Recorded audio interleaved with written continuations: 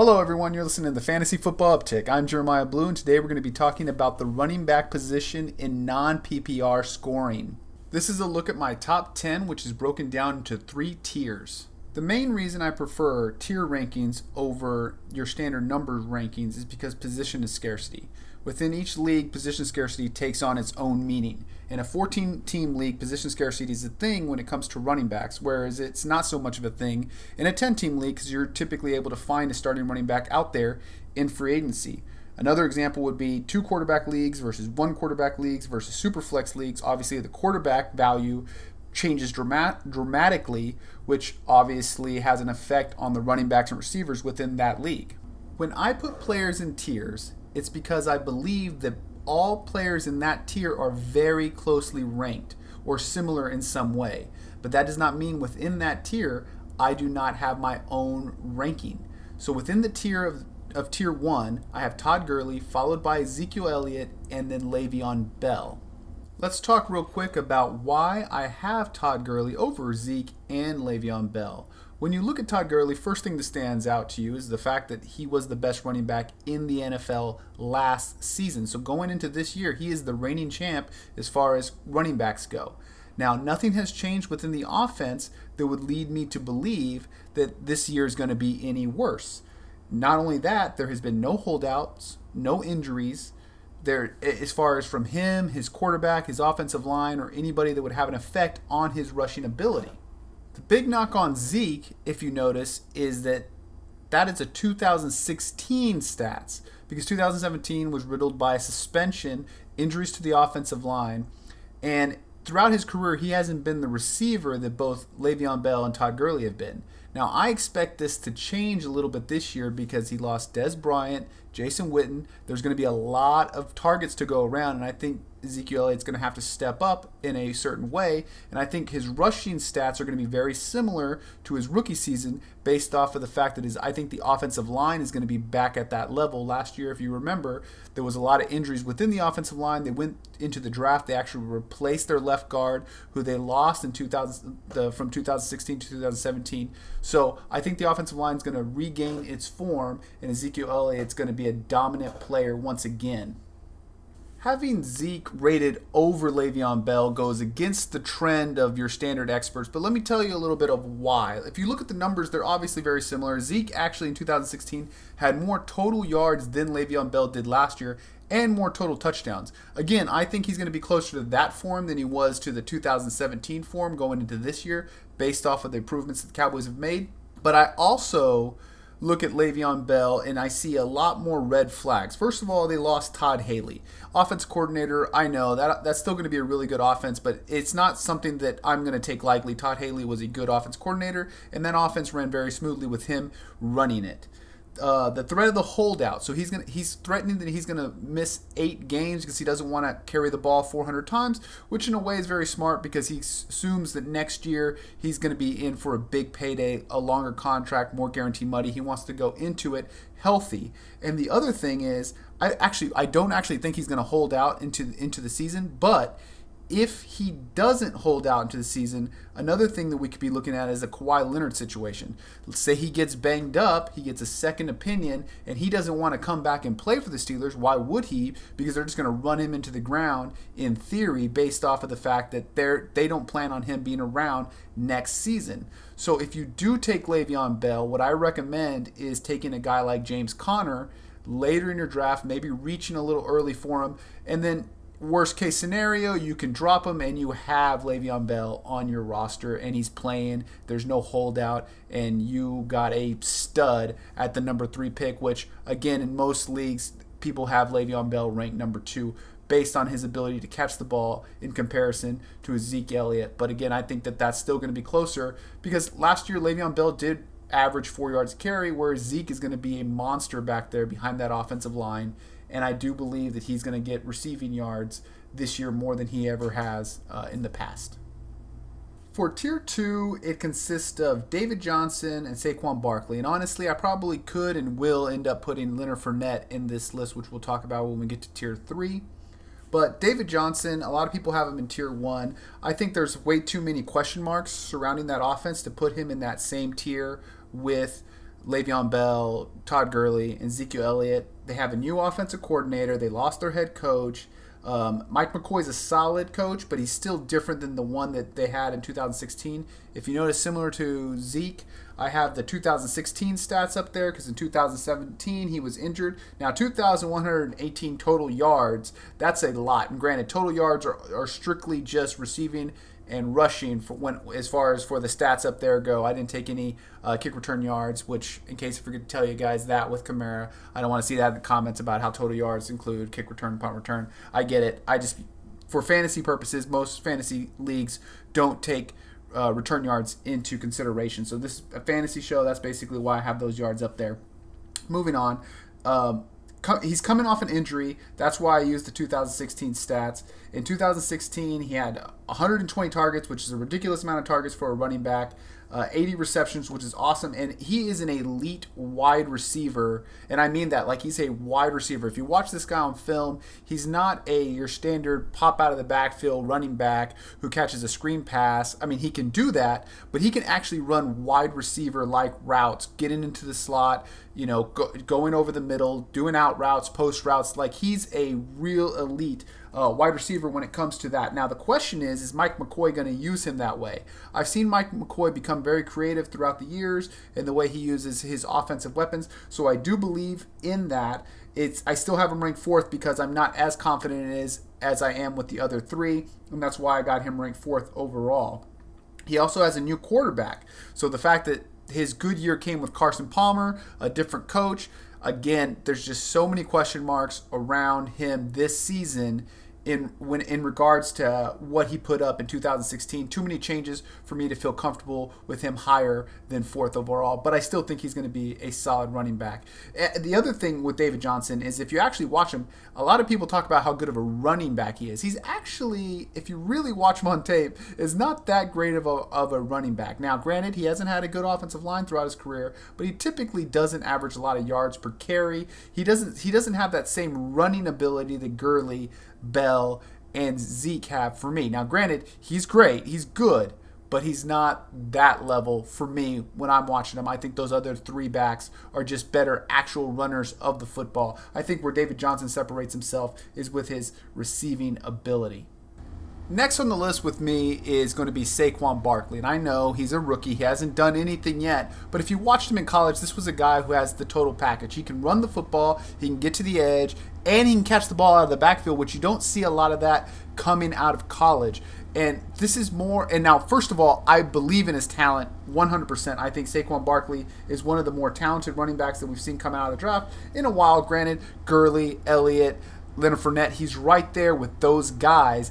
And he gets a coach, Pat Shurmur, who has a history of really wanting to run the ball. As you can see up on the screen, I've got the OC of the Vikings last year. He was 540 running back touches, which was second most in the NFL, only behind the Jacksonville Jaguars. I think the Giants' offensive line has improved dramatically, especially with the addition of Soldier, and OBJ is back, which is going to keep the defense from stacking the box against the run. So I really believe that Shurmur, and this is not only do I believe in the talent of Barkley, I believe in the coaching ability of Shurmur to provide me a fantasy running back. So I believe that his strategy or his game plan is going to always provide a good fantasy running back, assuming there is a workhorse, which in the New York Giants backfield, Barkley is going to be a workhorse. Now, granted, he's not going to get the ball 540 times like I got up there on the board. What he's going to end up with, but I feel very comfortable that he gets over 300 touches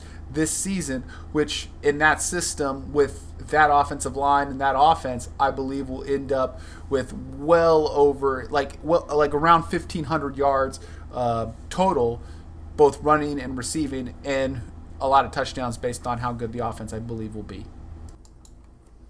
I round off my top 10 with tier 3, and as I stated earlier, I think Leonard Fournette should probably be in tier 2. I kind of made that decision as I was making this episode of the Fantasy Football Uptick, just kind of looking at what he was last year and had he been healthy for the whole year. And I don't like to predict that players are injured. Now, there's been a lot of hype coming out of Jaguars camp saying that he's in the best shape of his life. Now, put that with quotations because you hear that all the time. But if he really has lost weight and he really is going to be better than he was last year he averaged 103.2 yards per game. If he can do that again, we're talking about a running back who's going to have in the 1,650 total yard range.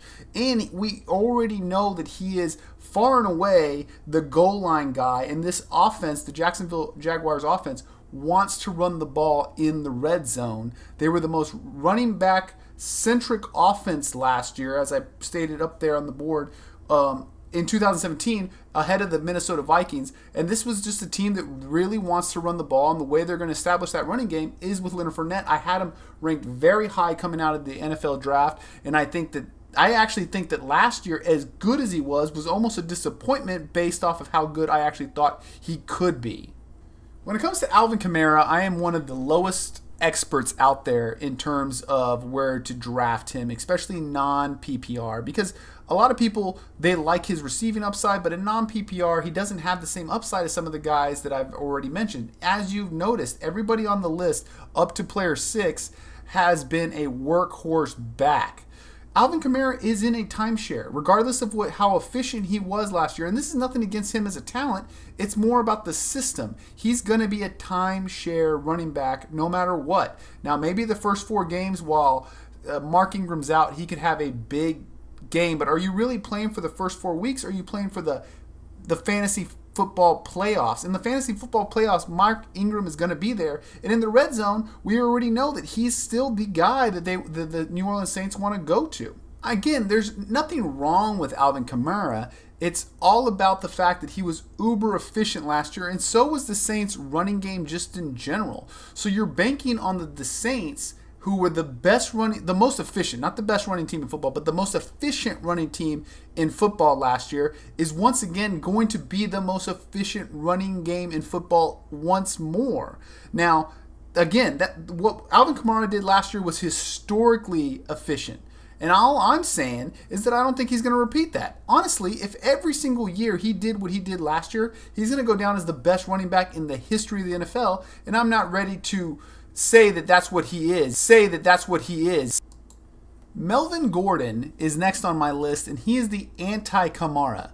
The thing is, he's super inefficient, but he's going to get riddled with carries. And the Chargers haven't really done anything to... I keep thinking every single year, for example, that he's going to get replaced by another running back who's going to be good. But every year I look at that roster and I never see a player that can really be a featured back that takes Melvin Gordon's role. And this year is no different. They really didn't go out and get anybody that could challenge Melvin Gordon for the featured back role. Now, they obviously have a couple of guys who can play the passing down back role, but Melvin Gordon is still going to be your featured back, and this team loves to run. And this year, the Chargers' offensive line is finally going to be healthy, and I think this is going to be a very, very good offense that is going to score a lot of points, and they're going to lean on Melvin Gordon in the running game, and Melvin Gordon is involved in the passing game. So this is going to be one of those things. This, I believe, will be Melvin Gordon's most efficient year because this is the best offense he's had around him as far as offensive line goes and the ability to create lanes for him,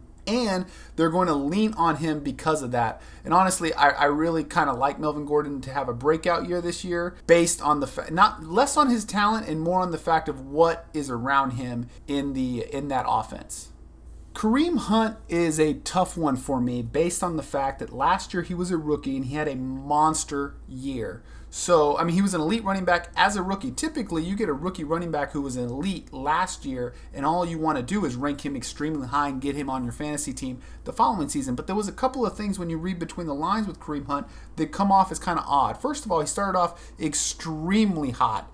And then there was a stretch from week 8 through week 13 where he was just awful. You could barely start him. And then there was other games that were very mediocre. It was either he was way up, he was mediocre, or he was way down. So he was all over the map last year from a running back perspective, and it's something that you don't really get a lot of times with running backs. The other thing going into this season is Spencer Ware is back from an injury.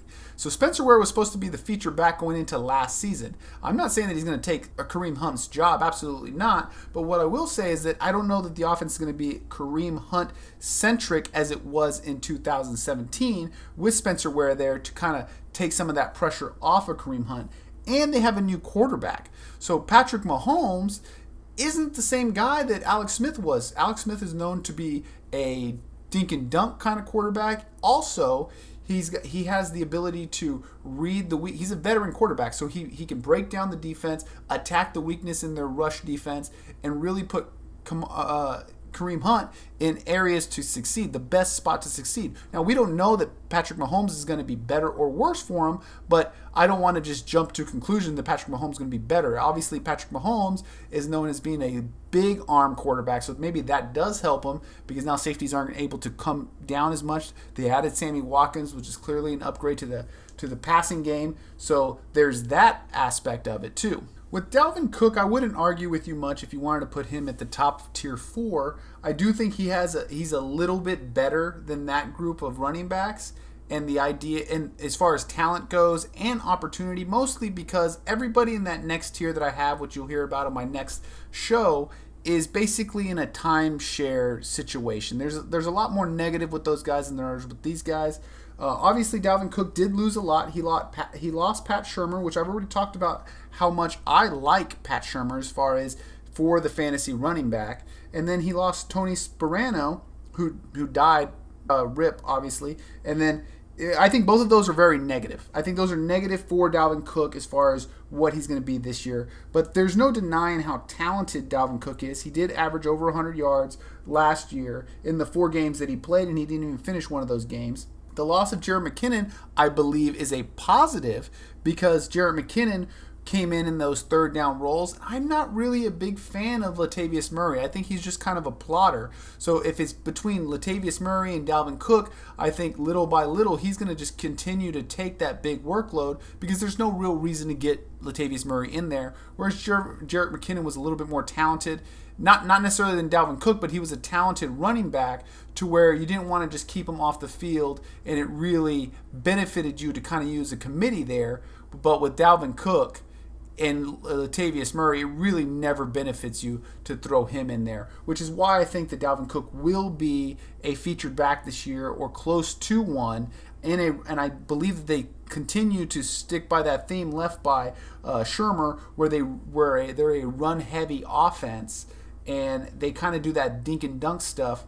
And I think that Cousins is a solid quarterback who's going to be able to get his running backs involved and get them in the right place to have success. It's going to be a fine offense because they do have good receivers, they have good tight ends, and I think there's going to be a lot of scoring opportunities, and I don't believe that Dalvin Cook gets taken out in those situations. That's it for today's show. I want to take a second to genuinely thank anyone who took the time out of their day to listen to this show. We are obviously getting started.